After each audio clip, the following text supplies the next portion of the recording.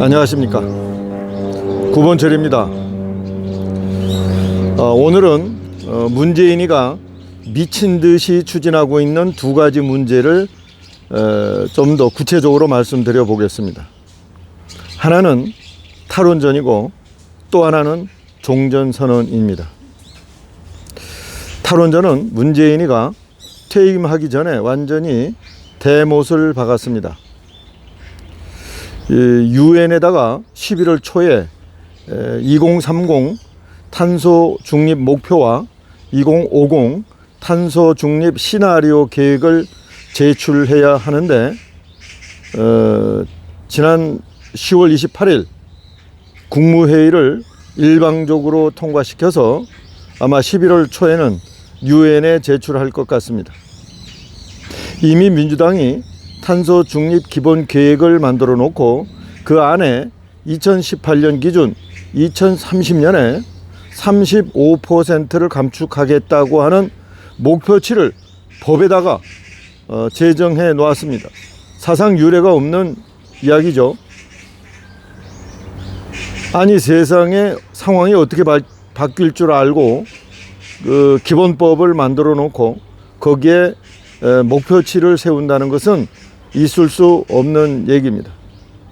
거기에다가 이번에 문재인이가 말 한마디로 35%가 아니라 40%로 늘려라 이렇게 지시했답니다. 그런데 문재인이가 40%로 확대하라고 한 그 상향된 목표치의 근거가 아무것도 없습니다. 문재인이의 감으로 할 수 있다 이렇게 말하고, 이제 2050년이 되면 현재 20에서 23% 되는 원자력은 완전히 죽여 놓고 겨우겨우 한두 개 정도 살린 상태에서 6% 정도의 이제 비율로 떨어뜨리고 태양광, 풍력, 바이오 등 신재생 에너지를 70.3%로 높이겠다고 하는 아주 그냥 야심찬 계획을 제출했습니다.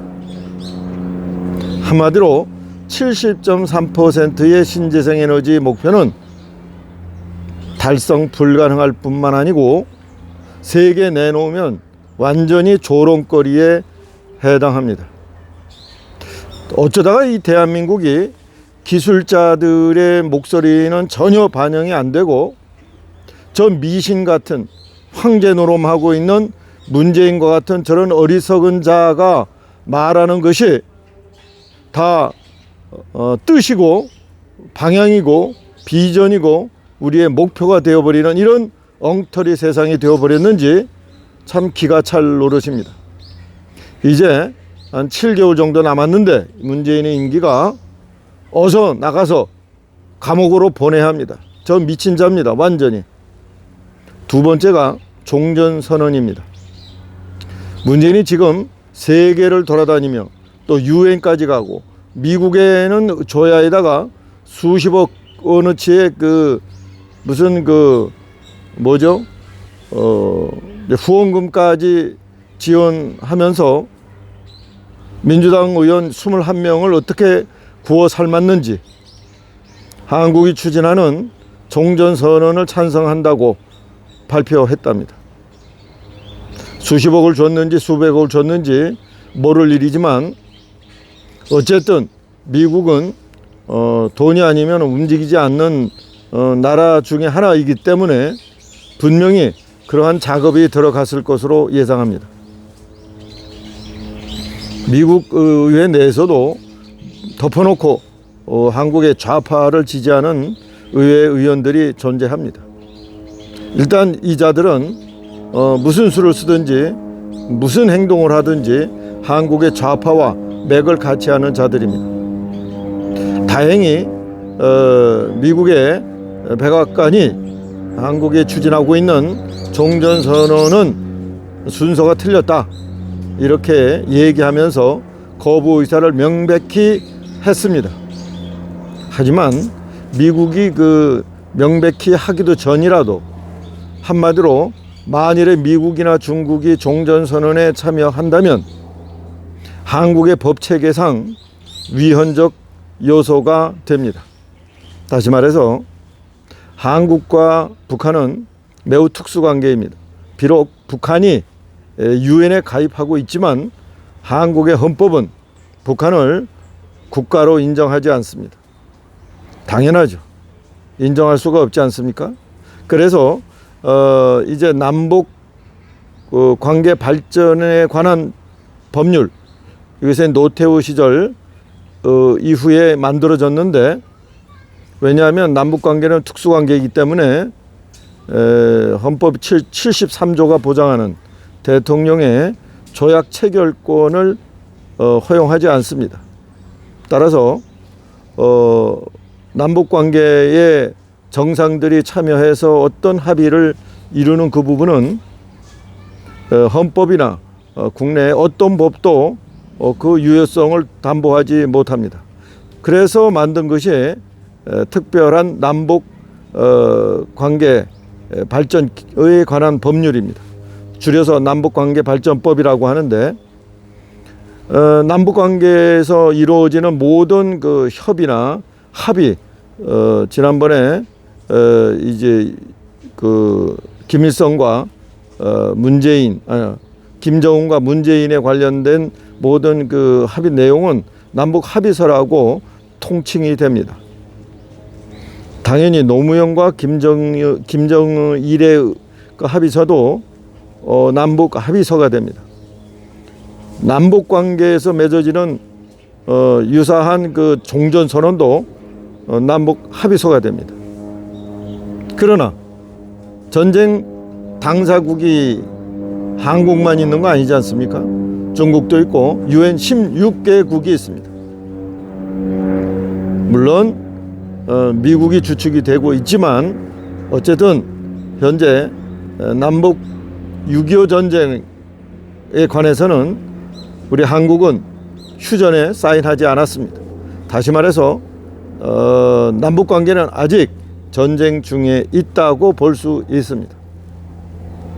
자, 이런 상황에서 남북 관계가 종전 선언을 한다면 당연히 그거는 남북 합의서가 됩니다.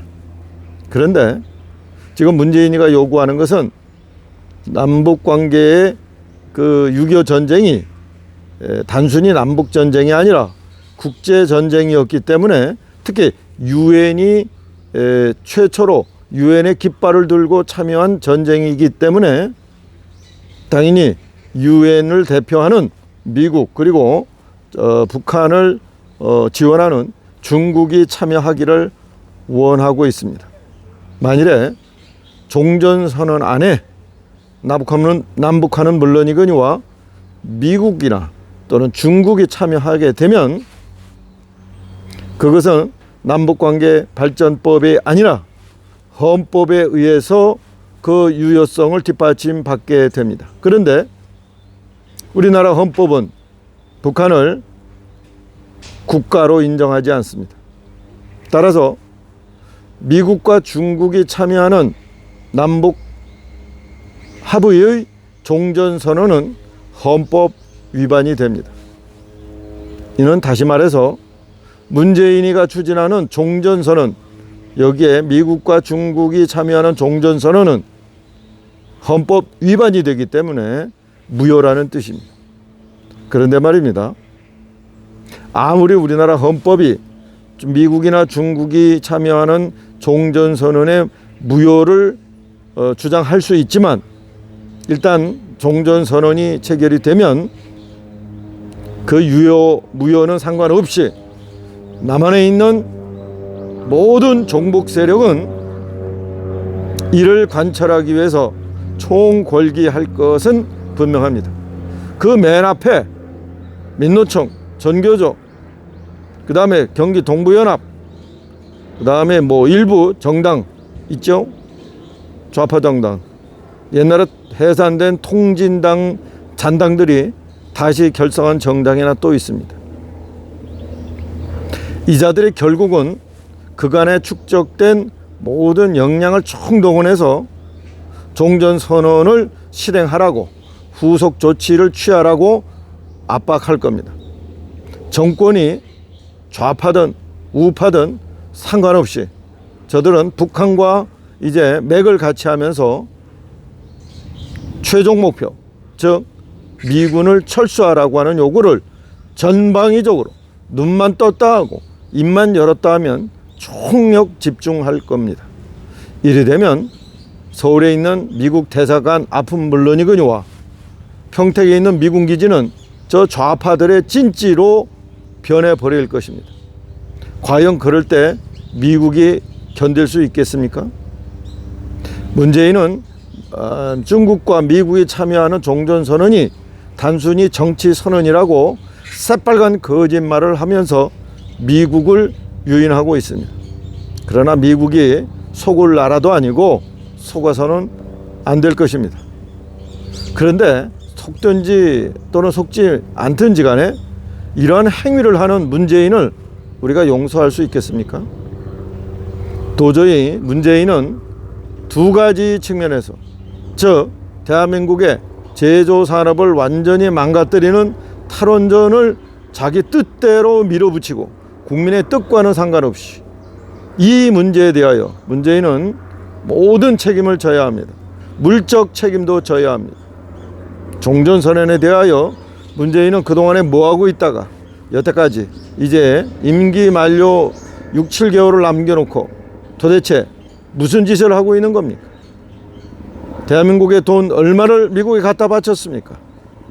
내중에 이 문제를 다시 옛날에 노무현 대통령이 북한 김정일에게 갖다 바쳤던 김대중 정권의 4억 5천만 달러를 밝혀냈듯이 우리는 다음 정권이 누가 되는 간에 미국에 갖다 바친 로비 자금을 반드시 밝혀내야 하고 그 돈의 출처가 어딘지 반드시 밝혀내야 합니다. 우리는 이렇게 대한민국 전체를 위한 일을 하는 대통령이 아니라 자기 개인의 이념과 또 북한의 이익을 위해서 애쓰고 있는 이런 대통령을 두 번 다시 가져서는 안 됩니다. 저런 대통령이 나와서는 안 되기 때문에 문재인을 단연코 처단해야 합니다. 확실하게 처단해야 합니다. 국민 여러분, 용서도 한 번이면 충분합니다. 문재인은 여러 번 용서받을 기회를 놓쳤습니다. 또 자기의 잘못을 되돌릴 수 있는 기회가 여러 번 있었습니다. 그런데 한 발 더 나갔습니다. 대한민국 국민을, 대한민국 청년을, 대한민국의 미래를 망치는 일에 한 걸음 더 나갔습니다. 용서할 수 없습니다. 문재인을 용서하고자 하는 자 마찬가지로 반역자입니다. 오늘은 여기까지 하겠습니다. 감사합니다.